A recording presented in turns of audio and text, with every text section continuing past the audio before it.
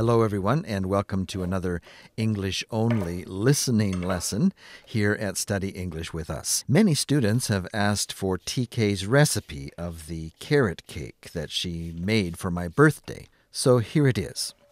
We need 3 cups of grated carrot set aside.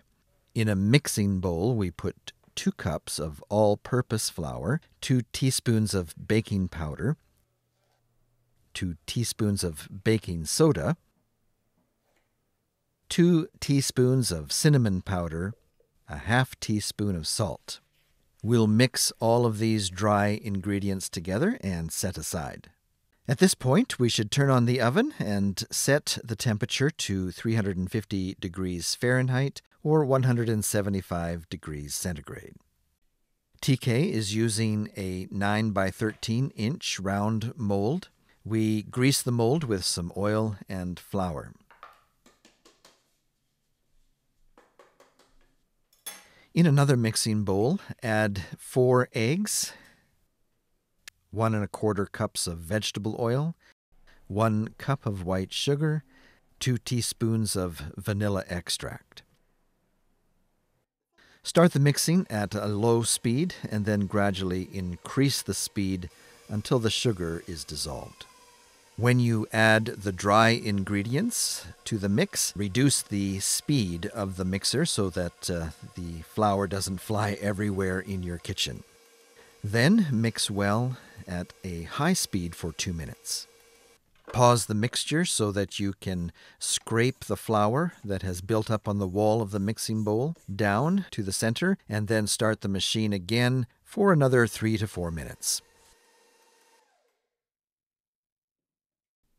Add the grated carrot into the bowl and mix slowly. I like to have nuts in the recipe, and that can be either pecan or almonds, or sometimes half and half. The total amount should only be 1 cup. If you have more than that, the cake can turn out to be a little dry. Pour the batter into the mold and bake for 40 to 50 minutes, depending on your oven. You could use a toothpick to check to see if the cake is cooked. After taking the cake out of the oven, be sure to allow the cake to completely cool off before adding the icing. For the icing mix, the butter and cream cheese needs to be at room temperature.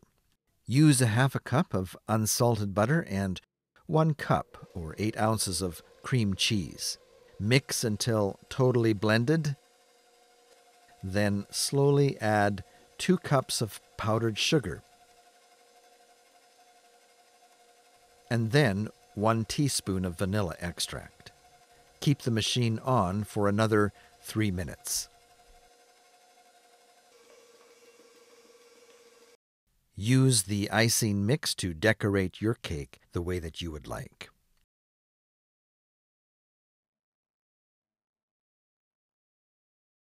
Putting some pecans on the top of the icing adds a nice touch. Put the cake in the refrigerator for at least an hour before serving. I hope that you'll get a chance to try out this recipe. Let us know if you like it. Thanks for watching. Bye-bye for now.